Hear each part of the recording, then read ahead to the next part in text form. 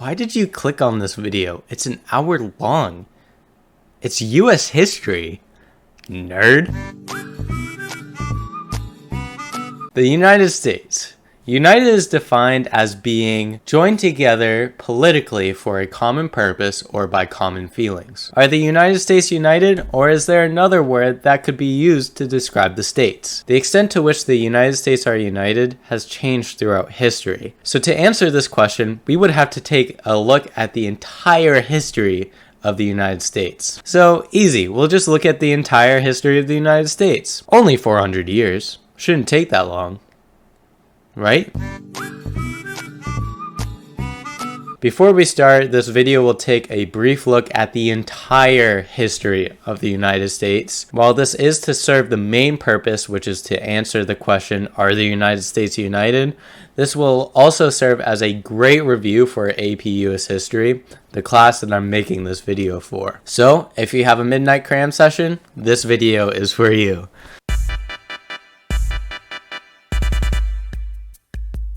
So first, we need to look at how people even got to the States. The original trade route to Asia was long and anything but straight. There had to be another way to get to Asia faster. So, a man named Christopher Columbus thought that if he traveled east, assuming that the world was round, he would eventually end up in Asia.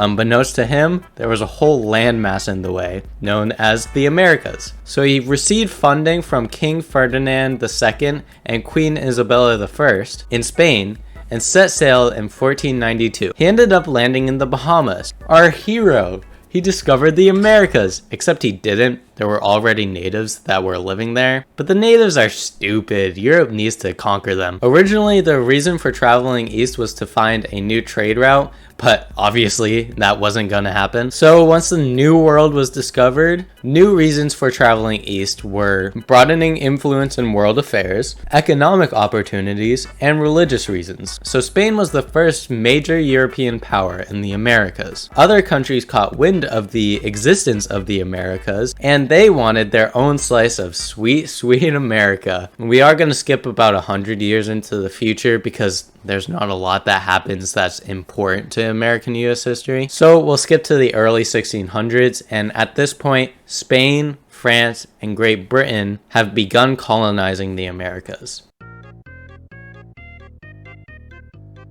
A new settlement called Jamestown in modern-day Virginia was settled in 1607. However, multiple influences like disease, drought, and violence left most colonists dead by the winter of 1609-1610. Violence from whom, you may ask? The natives, the ones that Europeans are kicking out of their own homes. Who knew this would create conflict? This settlement was created by the Virginia Company, which was a joint stock company. This is a company in which its stocks can be bought and sold by its shareholders. 17 years after the settlement was founded, the colony remained near collapse, and King James I took over the colony. This meant that England had their first colony in the New World. Two other colonies, Plymouth and Massachusetts Bay, were founded shortly after. Both of these colonies were founded for religious reasons. Plymouth was settled by the Pilgrims, who wanted separation between church and state in England, but ultimately didn't get it, so they moved to New England. They also made the Mayflower Compact, which was a document that said they would make decisions based on the will of the majority.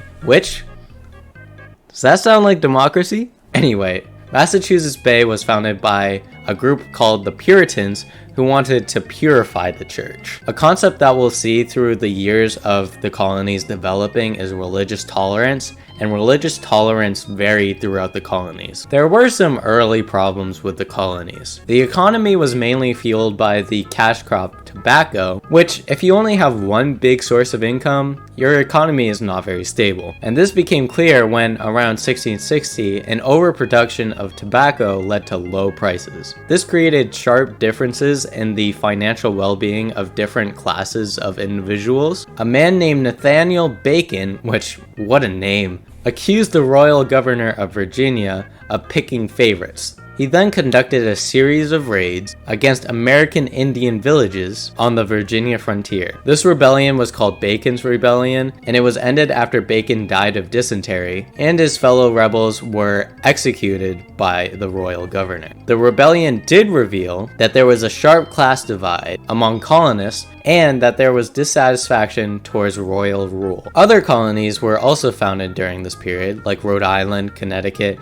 and New Hampshire. American Indians were getting pushed back more and more, which resulted in King Philip's War. Between 1675 and 76, thousands from both sides died, but the war slowed down after King Philip died in the war. So for now, England had a good hold on the eastern coast of North America. The major groups of people in these colonies were Puritans, Quakers, Catholics, etc. These colonies usually settled apart from one another because, again, people tolerated different religions on different levels. The 13 colonies were New Jersey, New Hampshire, New York, both South Carolina and North Georgia and Pennsylvania, Virginia and Connecticut, Rhode Island and Massachusetts, Delaware and Maryland. Those are the 13 colonies. Those are the 13 colonies.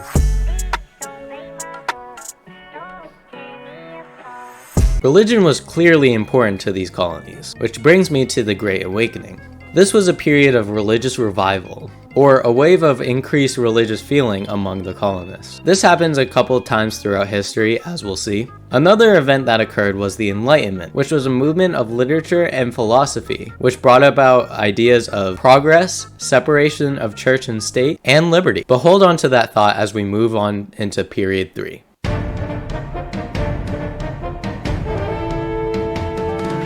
Oh boy, revolution. Up to this point, there never existed a United States, but I'll still answer the question of how united we were. And we weren't. We were mainly separated based on religion, and religious tolerance varied from region to region. Plus, people were beginning to disagree on the rule of Great Britain, which some viewed as oppressive. Oppressive how? Oh, well, that's all that period 3 is about. Let's first start with the French and Indian War, or the 7 Years' War. This was a war between the Allied forces of France and American Indians against Great Britain. Britain took control of the East Coast, and France took control of modern-day Canada. When France wanted to expand south, and Britain wanted to expand east, they eventually hit, which sparked this 7 Years' War. After a war that actually lasted 9 years, I don't know why they called it the 7 Years' War, Britain won over valuable spots like Quebec and Montreal, and eventually France surrendered with the Treaty of Paris in 1763. This basically stated that France would give up all of its territory in North America. So much land for the colonists, right? Wrong. The proclamation line of 1763 made by the British government stated no one could expand west of the Appalachian Mountains. All that fighting for nothing. Coming off this war, Britain was also in massive debt, and so to solve this, they started taxing the colonists without consent. There were also acts like the Quartering Act, which forced colonists to provide living quarters for British soldiers stationed in the colonies, which just limited the rights of colonists. All these acts led to events like the Boston Massacre and the Boston Tea Party, which I am sure you've heard of. But to sum it up quickly, the Boston Massacre was a fight between colonists and soldiers, which the colonists viewed as oppressive, which resulted in multiple colonists dead, and the Boston Tea Party was an instance where colonists hopped on a British ship exporting tea and dumped a bunch of crates into the harbor in retaliation for the Tea Act.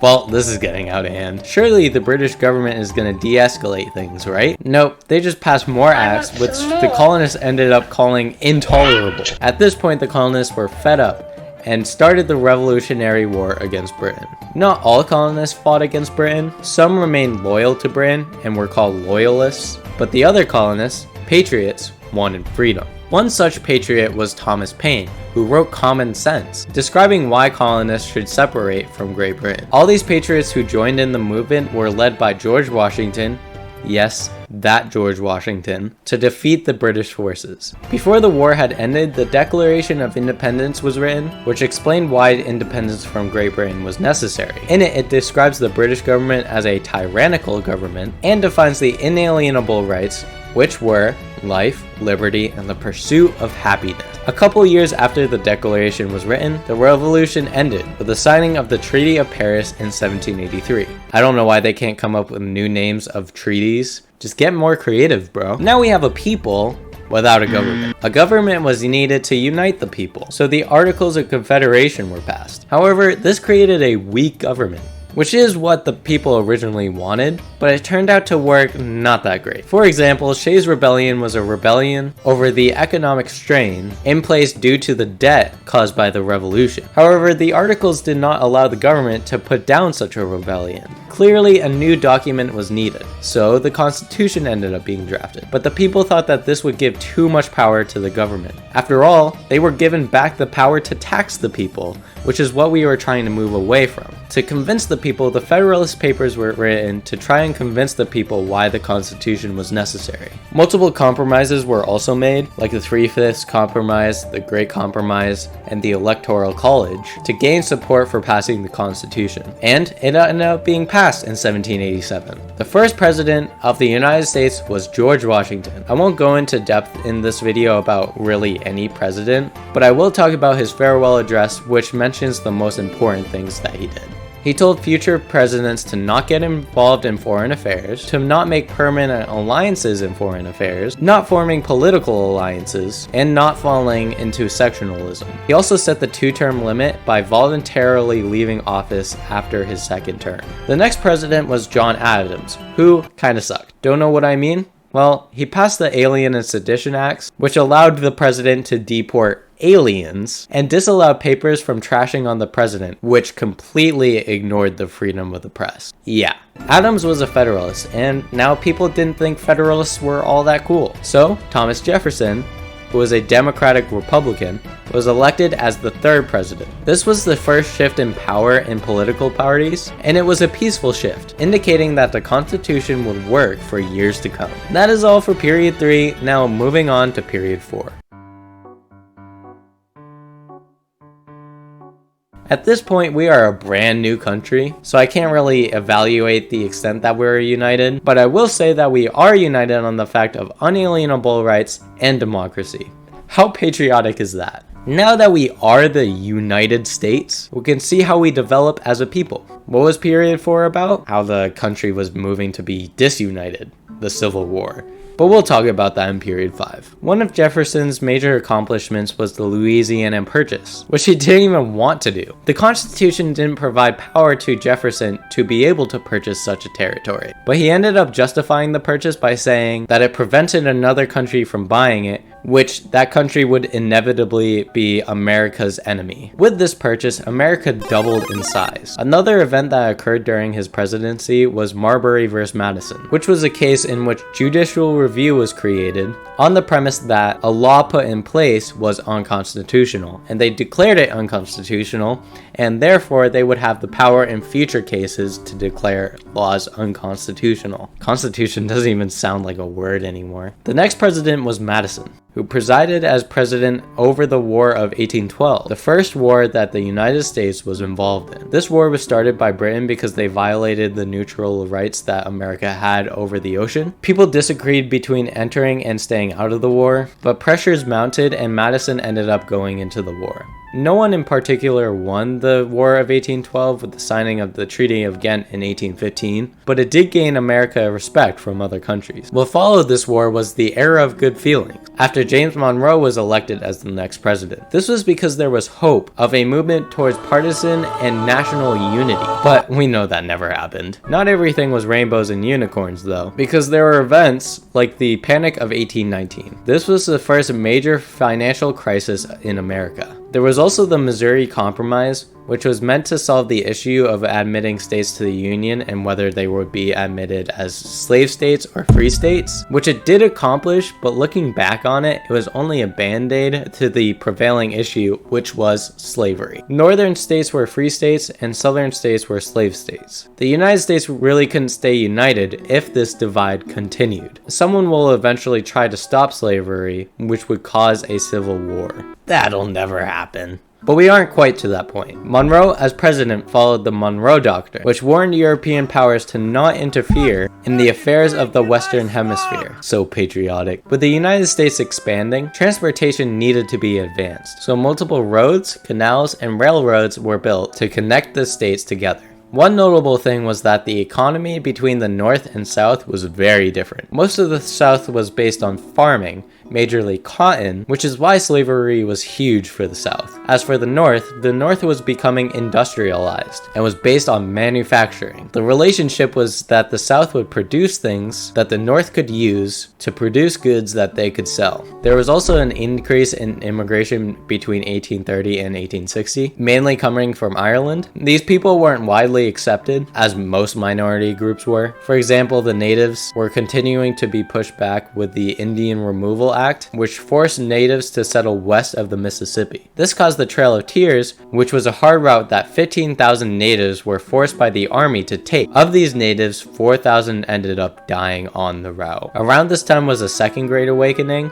a second religious revival. Nothing was particularly different about this, other than the Church of Latter-day Saints being founded, and the rise of transcendentalists, who challenged materialism in American society. Some movements started during this period, most notably the temperance movement, education movement, and anti-slavery movement. The temperance movement targeted the high alcohol consumption rate as being the reason for social ills. The 18th Amendment ended up getting passed, which prevented the manufacture, sale, and distribution of intoxicating liquors. This actually increased crime though, as people continued to distribute alcohol throughout the colonies. With this, the 18th Amendment was nullified later by the 21st Amendment. Both the education movement and anti-slavery movement are just like what they sound, to increase education and abolish slavery. The point I am making here is that movements are going on, and there continue to be movements going on in American society. It's a common way for the people to advocate for something that they believe in. Enough said, let's move on to period 5.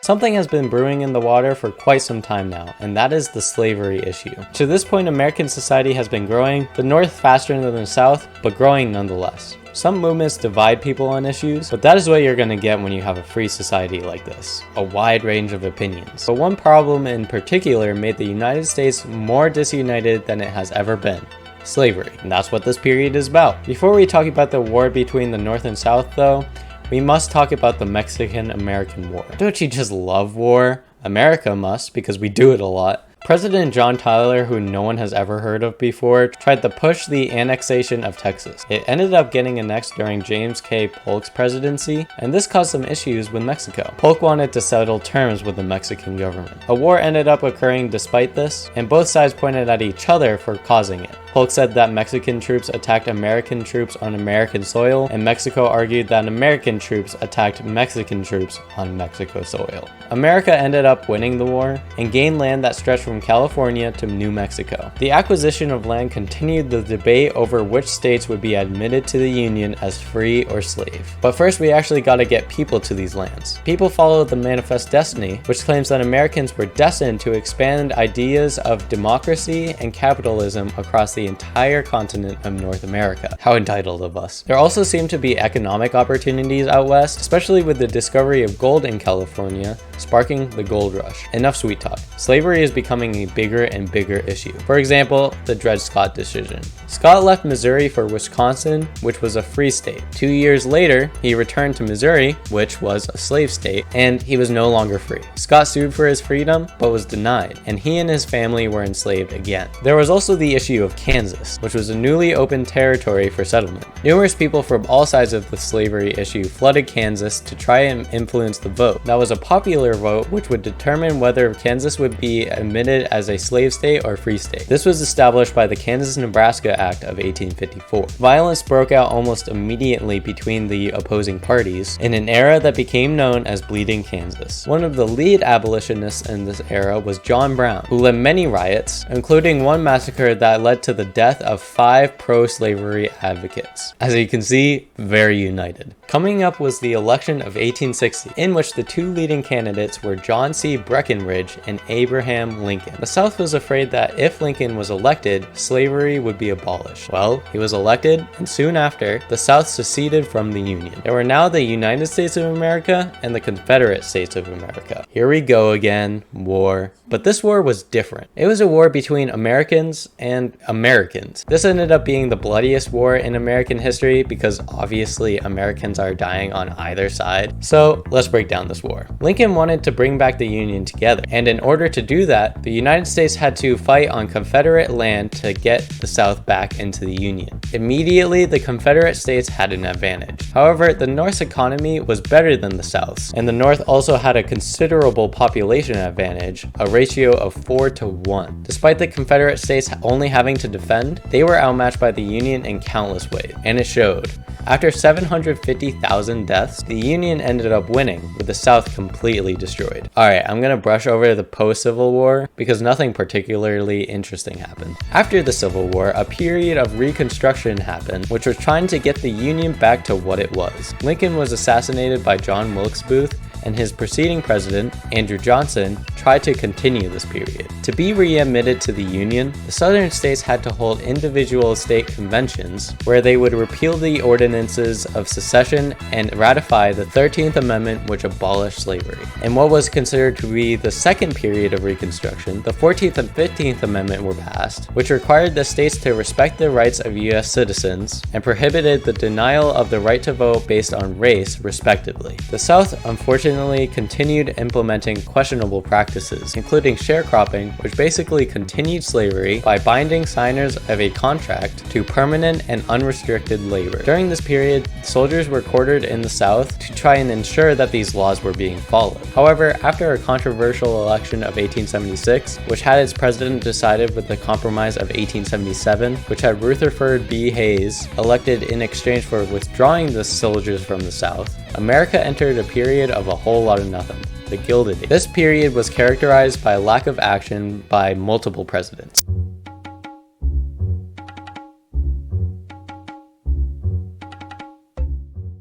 Well, it's not going well right now. Are we united? Well, we just split up, so I think not. What do you want me to say, huh? As I said, period 6 was a whole lot of nothing, and for the sake of time, I'm only going to touch on the things that are really important to the discussion. So, the Gilded Age. What does that mean? It means that the period was glittering on the surface, but corrupt underneath. This period of political stalemate allowed monopolies to rise, especially with laissez-faire economics being implemented, which meant that the government tried to stay out of the way of regulating the economy. This allowed monopolies to develop, like Rockefeller in the oil industry, Vanderbilt in the railroads industry, and Carnegie in the steel industry. These big companies often valued money over the safety of their workers, which is why so many labor unions were formed to advocate for better working conditions. I won't talk about all the riots, but I will say that the Homestead strike was started by Henry Clay Frick when he cut wages by 20%. Around 10 people died in the preceding violence. Other alliances that were beginning to be formed were by the farmers, and they advocated for multiple things, including reduced tariff rates and a banking system controlled by the federal government.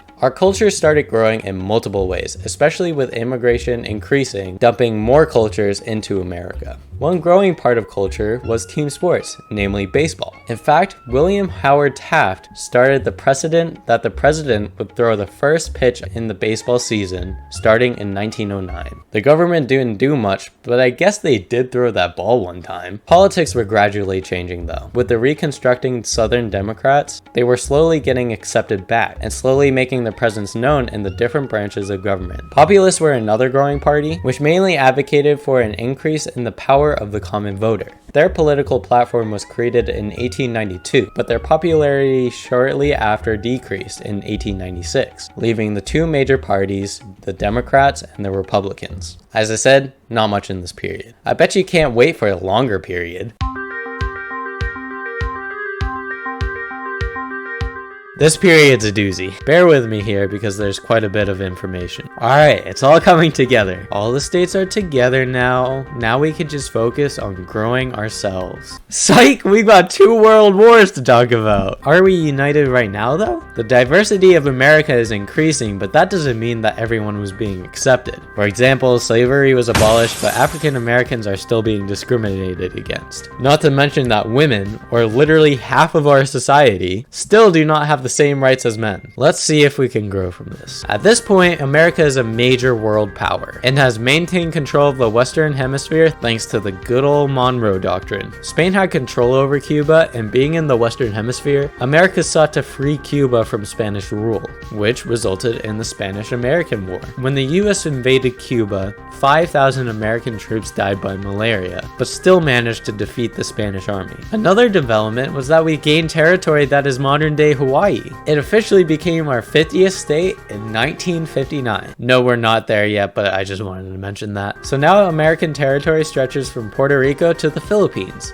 Theodore Roosevelt sought to build a canal connecting the Pacific and Atlantic Ocean. He orchestrated a revolt for Panama independence from Colombia, which was successful, and the Panama Canal was built, being finished in 1914. Roosevelt extended the Monroe Doctrine through his presidency because when European powers claimed that they would intervene in Latin America, he claimed that America would do it instead. This policy became known as the Roosevelt Corollary. Apart from the Western Hemisphere though, Roosevelt wanted peace and tried to make agreements with foreign countries, especially with the growing powers of Asia. Peace efforts continued through the presidencies of Roosevelt, Taft, and Wilson. The era these presidents served under was the Progressive Era. They all wanted reform, and they all wanted to end the lack of effort given by the government in a previous period, the Gilded Age. Examples of achievements were the 19th Amendment, which gave women the right to vote, multiple acts that called for the conservation of the environment, and the Child Labor Act, preventing the shipment of products made by anyone under the age of 14. We were trying to stick to ourselves, but going on at this time was World War I. The main adversary was Germany, and Britain and France fought against them. These two countries were part of the Allied forces. The United States started out by secretly providing funds for the Allied powers, but pressures were beginning to mount to enter the war, especially with the sinking of multiple American ships. Wilson didn't want war. In fact, for the 1916 election, his campaign was "He kept us out of war." However, it seemed the war was inevitable, and he asked Congress to recognize the wrongs of Germany, and on April 6, a majority of Congress voted for war. Again, I won't talk much about the war itself because it's war. One thing that did happen during the wars were the Espionage and Sedition Acts, which prevented people from disagreeing or obstructing the war. These acts were upheld in Schenck v. United States, a case where Charles Schenck printed out leaflets which basically told people to disobey the draft. As for the war, US entered in 1917, and the war ended in late 1918. Shortly following the war was the Red Scare, a period of anti-communist hysteria. This fueled xenophobia and restrictions on immigration. This is also going to happen again after the Second World War. Before we get to that though, let's talk about our culture. Newly developed technologies, like the automobile and the radio, had a big impact on society. The radio became a common form of entertainment for most families, and it was used in multiple ways, including being a way for the president to talk directly to the people. Our development was soon halted though by the Great Depression. What most people think nowadays about the Great Depression is the biggest economic depression in our history, but what often goes overlooked is the actual feelings of depression that went on during this period. People lost faith in the economic system because what is stopping another depression from occurring? After President Hoover did nothing to solve the depression, Franklin D. Roosevelt was elected, and he pushed his agenda called the New Deal, which consisted of 3 R's: relief for unemployed workers, recovery for struggling businesses, and reform. At the beginning of his first term, he held a 100-day congressional session, which Congress passed every law that he gave to them, including the 21st Amendment, which I mentioned earlier, that appealed the 18th Amendment, the Prohibition Amendment. The first New Deal was mainly focused on the first 2 R's, relief and recovery. The second New Deal was more focused on reform, to both make sure another depression couldn't happen and to heal the social ills of society. By this point, a large majority wanted FDR to stay as president. There were some that considered his agenda to be liberal and criticized him for that, but for the most part, FDR seemed to be helping America out of the depression. After seeing that America was turning back to normal, the entering of the United States into a second world war seemed imminent. The war started in 1939 when Germany, yes, Germany again, invaded Poland. FDR in his campaign was similar to Wilson's when he claimed that your boys are not going to be sent to any foreign war. And like Wilson, FDR was moved to enter the war after the incident with Pearl Harbor. This was an attack by Japanese planes, which ended up killing 2,400 Americans. FDR asked Congress to declare war, and with only one dissenting vote, America entered World War II in December of 1941. In America, internment camps held forcefully relocated Japanese Americans, and this action was upheld in the Supreme Court. All the actions that FDR had been making seemed to appeal to a majority of Americans, as he became the first president to serve a 3rd term, breaking the precedent set by George Washington. Hitler made an unconditional surrender in 1945 by committing suicide, shortly after America learned of the death of about 6 million Jews. There was still more to fight against the original offenders that pushed America to join the war, Japan. The United States tactic tactic was to scare them off by dropping an atomic bomb in an event called Hiroshima. Japan, shortly following the 2 atomic bombings, surrendered. Okay, that's enough war. No more war, right?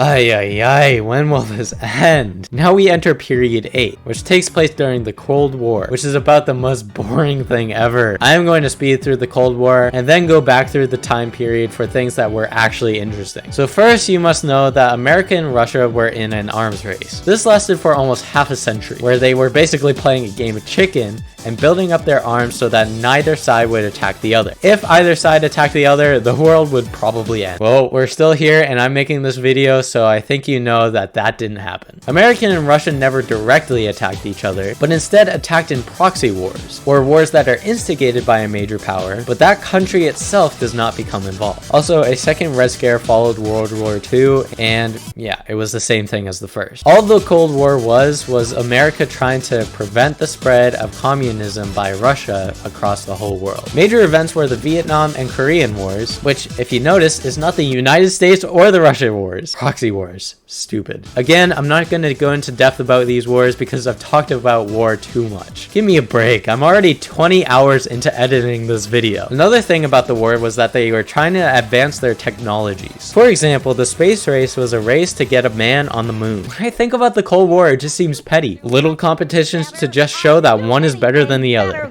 I'll get back to the Cold War when it ends in period 9. Yeah. Period 9. It didn't even end in this period. Anyway, interesting things. The 22nd Amendment was passed, which limited presidents to only 2 terms, meaning that FDR will always hold the record for serving the most terms as president. Congratulations. Also going on was the civil rights movement. Just because slavery was abolished doesn't mean that everyone was being accepted into society. There were multiple protests, like the Montgomery bus boycott, where African Americans didn't take the bus after Rosa Parks was forcibly taken out of one for refusing to give up her seat to a white passenger. Also around this time, Brown v. Board occurred, which determined that separate but equal schools were inherently unequal, overturning a precedent set by the court previously in Plessy v. Ferguson. A leader of most of these movements was Martin Luther King Jr. He believed in peaceful protest, but others, rightfully so, wanted rights sooner. So organizations like the Black Panther Party resorted to more violent actions to try and earn rights. There was also a movement for increased women's rights. At the beginning of the century, women earned the right to vote in the 19th Amendment, but now they were pushing for equality. Some acts helped both the women's movement and the civil rights movement, like the Civil Rights Act of 1964 and the Equal Pay Act of 1963. However, these acts were often poorly enforced. There were other events, but I don't want to dwell on one period for too long, aka I just want to move on. Now for the latest period, period 9. This period isn't as important for the APUSH history test, so I won't go into too much detail about it. But first off, the Cold War ended after became president of the Soviet Union, started peace talks with America. Moving on, no more Cold War. Another event was 9/11, a terrorist attack on America where a series of planes hit both of the Twin Towers and the Pentagon. With this, President Bush declared war on terrorism. Don't worry, we're not talking about any more war. In fact, we are not going to talk about anything else in this period because again, it's not as important to APUSH history. Plus, you probably lived during at least half of this period, so you already know enough. Unless you were born in like 2050. In that case, am I president yet? So now the time has come to answer the question, are the United States united? It depends on the definition. As I said at the beginning of the video, the Google definition is being joined together politically for a common purpose or by common feelings. If we are using this definition, then no. There are so many different opinions in America, and everyone is working towards different goals. This is something that James Madison, way back when writing the Federalist Papers and advocating for the Constitution to be passed, meaning before there was an actual government for the United States, that factions are a necessary evil. Without them, freedom does not exist. Liberty is to faction what air is to fire. He wrote this in Federalist number 10. If you take air from the fire disappears. But the air is liberty, so to take away faction is to take away liberty. He defined factions as a number of citizens who are united and actuated by some common impulse of passion or of interest, adverse to the rights of other citizens or to the permanent and aggregate interests of the community. So these factions are united in of themselves, but make the United States as a whole completely disunited, as they are commonly adverse to the rights of other citizens. But in Madison's words, factions are sewn into the nature of man. The Constitution and the Bill of Rights, which guarantee us rights such as the freedom of speech, freedom to peacefully assemble, freedom of religion, etc., allows the nature of man free reign, and with this comes the problem of factions. What a dilemma. It's funny because the United States has actually grown to be more disunited throughout its history because it's giving voice to more and more minorities. At the beginning there was only one loud voice, that of privileged white males, but now it has grown to include women, different ethnic groups, LGBTQ communities, and more, growing the variety of opinions and therefore decreasing the country's unitedness. Now hold that thought. There is one thing that unites all people of America, which is the rights that are guaranteed by the Constitution, our inalienable rights and our freedoms. I know it sounds cheesy, but like, come on. We could force everyone to hold the same beliefs as everyone, but the whole point this country was founded was to move away from that and to give voice to each and every individual. While it might have taken a long time to actually give that voice to some people, we definitely have made progress from the beginning, with increasing the rights of women, different ethnic groups, and LGBTQ communities. There will always be people who disagree with each other, but we are united on the fact that we are able to disagree with each other. Thank you for watching.